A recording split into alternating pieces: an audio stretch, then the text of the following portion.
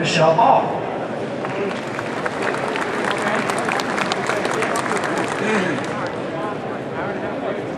Good morning.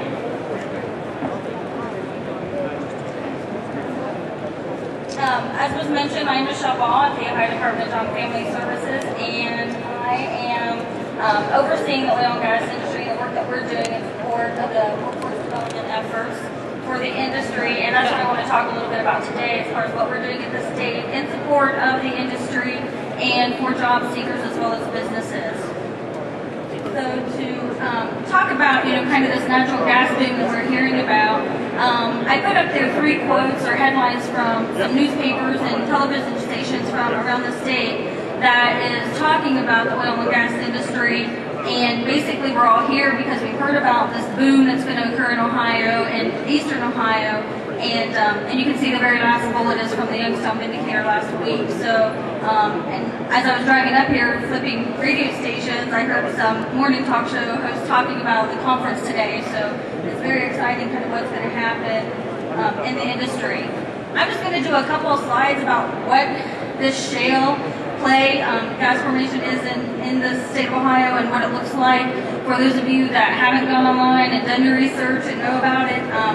But basically Pennsylvania, Ohio, as well as Maryland, West Virginia, New York, has what we call Marcellus and Utica shale formations, and you can see from the display basically that Utica shale is below the Marcellus shale, and that's what's more prevalent in Ohio as you start to hear a little bit about this shale formation and what's going to be happening. But the significant piece of this is that it does cover nearly half of the state, and the Utica shale, obviously in the green, covers the majority of the state, and the Marcellus shale very much on the eastern part of Ohio, on the eastern counties.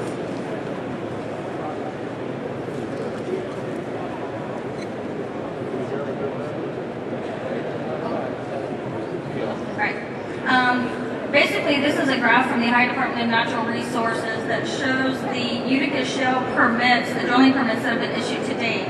This is a cumulative graph, so it will show up to that point from the beginning in March 2011 to where we are today, how many permits have been issued.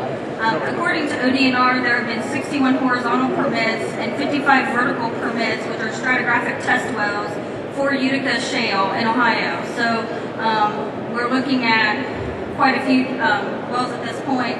Of the horizontal permits, 13 have been drilled, and of the horizontal wells, 9 have been drilled. So we have a little over 20 wells that have been drilled in Ohio.